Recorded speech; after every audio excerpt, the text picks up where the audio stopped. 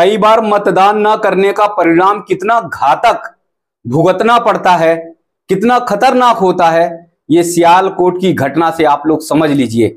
सियालकोट के लोगों ने जिस तरह से मतदान न करके जीवन की सबसे बड़ी गलती की, जीवन की सबसे बड़ी भूल की, अगर वो ही आप करने के लिए ठान चुके हो तो आप भी समझ लीजिए आप भी बचने वाले नहीं हो।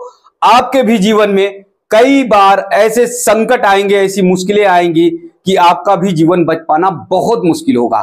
सियालकोट के हिंदुओं ने जिस प्रकार से गलत कदम उठाया, मतदान नहीं किया, जिस तरह से वो आलस में रह गए, जिस तरह से उन्होंने घर से निकलकर मतदान केंद्र तक नहीं पहुंचे, जहां पर जनमत संग्रह के लिए मतदान किया जा रहा था वहां नहीं पहुंचे, और उसका परिणाम हुआ कि उन्होंने अपनी नस्लें मिटा दी, उसका परिणाम हुआ उन्होंने अपनी वजूद मिटा दिया, उसका परिणाम हुआ कि हमेशा हमेशा के लिए हिंदू सियालकोट से समाप्त हो गया। अब मुश्किल अगर होंगे तो 8-10 गिनतियों में होंगे, वरना वहां पर हिंदू नहीं होगा। आइए सियालकोट की घटना की ओर लेकर चलते हैं आपको। 1946 की घटना, जब भारत और पाकिस्तान के बंटवारे को लेकर कसमकस चल रही थी, जिन्ना एकदम अड़ा हुआ था कि किसी भी तरह से भारत और पाकिस्तान का बंटवारा होना ही होना है। ऐसी स्थिति में निर्णय लिया गया कि सियालकोट भारत में रहेगा या पाकिस्तान में, क्योंकि जम्मू से सियालकोट की मात्र 42 किलोमीटर की दूरी थी। आप समझ सकते हैं कितना निकट जम्मू से सियालकोट था। इसलिए गोपीनाथ असम के एक नेता थे, उन्होंने निर्णय लिया कि सियालकोट को हम भारत में ही रखते हैं, क्योंकि जम्मू से एकदम नजदीक है, लाहौर से उसकी दूरी 135 किलोमीटर है, दूर है। हिंदुओं की आबादी वहां पर 90% करीब सियालकोट में है, तो इसलिए सियालकोट को भारत में ही रखेंगे।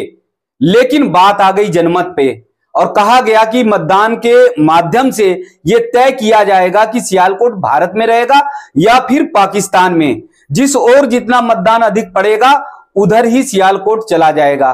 फिर जनमत संग्रह की जब बात तय हो गई, तिथि हो गई कि किस तारीख को मतदान करना है, और उसके बाद सभी को घोषणा कर दी गई, हिंदू मुसलमान सभी को घोषणा कर दी। सियालकोट के जिले में यह बता दिया गया कि इस तारीख को मतदान होगा, सियालकोट भारत में रहेगा या पाकिस्तान में रहेगा, यह निर्णय करना है। मतदान के माध्यम से ही यह निर्णय होगा।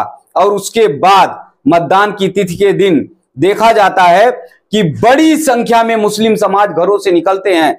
चारों तरफ से लोग घरों से निकलकर मतदान स्थल तक पहुंचते हैं, और वहां पर लंबी लंबी लाइनें, हर तरफ मुसलमान दिखाई देता है, हर तरफ मुस्लिमों की लंबी कतारें दिखाई देती, हर कोई मतदान के लिए एकदम से अग्रसर रहता है, कोशिश करता है कि सियालकोट किसी भी तरह से उनके हाथ से ना जाए, पाकिस्तान में रहे।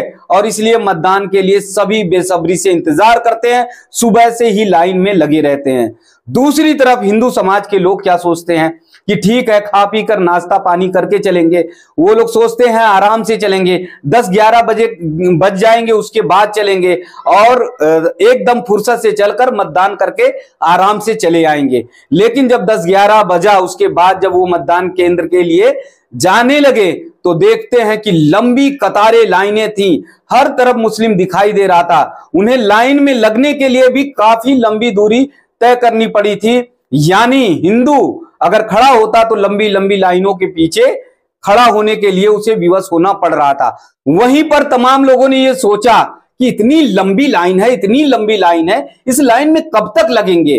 कुछ लोगों ने तो यह सोचकर छोड़ दिया कि चलो कौन मतदान करता है, क्या होना है क्या नहीं जाना है, ठीक है हम ये मतदान नहीं करते, और घर पर कुछ लोग चले गए और जाकर आराम से चारपाई पर सो गए। फिर देखिए दूसरे दिन जब मतदान हुआ तो पता चला कि मतदान प्रतिशत ज्यादा था मुस्लिमों का, और इसलिए सियालकोट हिंदुओं के हाथ से निकल गया, भारत के हाथ से निकल गया, और सियालकोट के लिए निर्णय हुआ कि वो पाकिस्तान में रहेगा।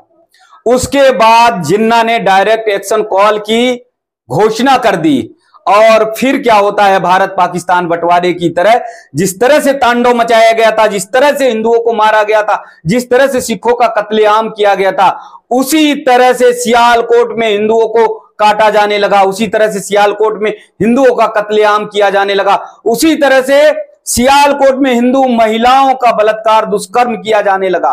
मासूम छोटे छोटे बच्चों तक को नहीं छोड़ा गया, उन बच्चों का भी कत्लेआम कर दिया गया, उन बच्चों को भी मारा गया। एकदम सियालकोट में अफरा तफरी मच गई। सियालकोट की यह स्थिति थी, हिंदू भागने के लिए इधर उधर छुपता था लेकिन उसे कहीं जगह नहीं मिलती थी। एक तरफ पाकिस्तान का बॉर्डर, दूसरी तरफ वो भारत में आ नहीं सकता था, क्योंकि जनमत संग्रह के अनुसार तय हो गया था कि सियालकोट पाकिस्तान में ही रहेगा। इधर उधर भागता हुआ हिंदू अपने बचाव के लिए कोशिश कर रहा था कि किसी भी तरह से वो बच जाए, लेकिन वो बच नहीं पाया। इसका परिणाम हुआ कि हजारों की संख्या में हिंदू कत्लेआम में मारा गया। आप समझ सकते हैं, जिस सियालकोट में 1946 में 2,31,000 हिंदुओं की संख्या थी, 2,31,000 हिंदुओं की संख्या थी, उसमें से तकरीबन 1 लाख हिंदुओं ने मतदान ही नहीं किया था। वो मतदान के लिए गए ही नहीं थे। उनको ये चिंता ही नहीं थी कि सियालकोट में को किसी भी तरह से भारत में शामिल कर ले और सियालकोट को बचा लिया जाए। यानी इतने आलसी, इतने कहिए मतदान के प्रति उनके अंदर निरंकुशता बैठी हुई थी, इतने आश्वस्त थे कि उन्हें कुछ भी नहीं होने वाला। लेकिन स्थिति बहुत ज्यादा भयानक थी और उसके बाद सियालकोट हमेशा हमेशा के लिए भारत के हाथ से निकल गया और पूरी तरह से वो पाकिस्तान में शामिल हुआ। 1946 में जिस सियालकोट में 2,31,000 हिंदुओं की संख्या थी, मात्र 10 साल में वहां पर हिंदुओं की संख्या आप सुनकर चौंक जाएंगे। सियालकोट में हिंदुओं की संख्या 10,000 से भी कम थी। यानी 2,31,000 जहां पर संख्या होती है हिंदुओं की, मात्र 10 साल में के अंतराल में 10,000 से भी कम हिंदुओं की संख्या रह जाती है। 2017 की जो जनगणना बताती है उसमें सियालकोट में हिंदुओं की संख्या मात्र 500 बताई जा रही है। ये हो सकती है कि है भी नहीं, यानी गिने चुने 2, 4, 10 हिंदू हो सकते हैं कि सियालकोट में हो, लेकिन बाकी हिंदू समाप्त हो गए, बाकी हिंदू खत्म हो गए। बाकी हिंदुओं ने अपनी जमीन खो दी, अपने बच्चे खो दिए, अपनी पत्नियां खो दी, अपना पूरा परिवार मिटा दिया, केवल एक भूल से कि हां मतदान करने जाएंगे, थोड़े देर से चले जाएंगे, मतदान करने जाएंगे तो नाश्ता पानी करके आराम से दोपहर के बाद जाएंगे। और उन्होंने यही गलती की और उसी का परिणाम यह हो गया कि सियालकोट की स्थिति भयावह हो गई और वो पाकिस्तान में चला गया। आप लोगों से विनम्र निवेदन है, आप सब सियालकोट की घटना को याद करते हुए मतदान जरूर करिए, नहीं तो एक भूल आपके लिए कभी भी जीवन के लिए बहुत मुश्किल का काम कर सकती है। एक गलत कदम आपको बहुत बड़ा नुकसान पहुंचा सकती है। एक गलत निर्णय आपका, यानी एक आलस भरा कदम कि हम मतदान करने कभी भी निकल जाएंगे, दोपहर के समय, शाम के समय निकल जाएंगे या शाम को थोड़ा ठंडक होगा तब जाएंगे, तो ये आपके लिए जीवन की बहुत बड़ी भूल हो सकती है।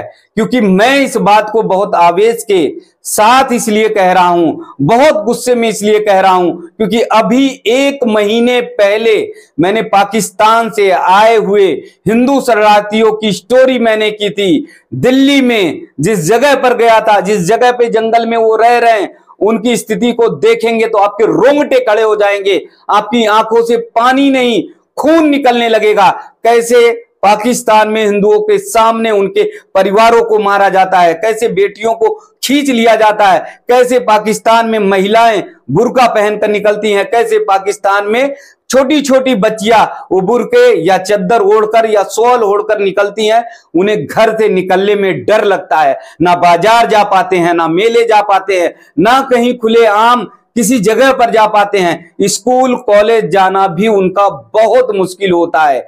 उनके पूर्वजों ने गलती की, उनके लोगों ने गलती की, उस गलती का परिणाम उनके छोटे छोटे मासूम बच्चों को आज तक भुगतना पड़ रहा है। आपको विश्वास ना हो तो कभी आप दिल्ली जाइएगा, दिल्ली में देखिएगा कि एक जंगल में किस तरह से पाकिस्तान में के आए हुए शरणार्थी रह रहे हैं, मासूम छोटे छोटे बच्चे कैसे रह रहे हैं, किस तरह की उनकी जिंदगी नारकीय जीवन उनका है, आप सब समझ सकते हैं। इसलिए मेरा विनम्र निवेदन है कि आगे के चरणों में जो भी मतदान की तिथियां हैं, उन मतदान की तिथियों में जाकर मतदान केंद्रों पर मतदान करिए, लेकिन किसी भी तरह से सियालकोट जैसी भूल मत करिए, वरना आप समझ लीजिए कि एक गलत कदम उठा था राहे जिंदगी में, एक गलत कदम उठाता रहा है जिंदगी में, मंजिल हमें तमाम उम्र ढूंढती रह गई, मंजिल हमें तमाम उम्र ढूंढती रह गई।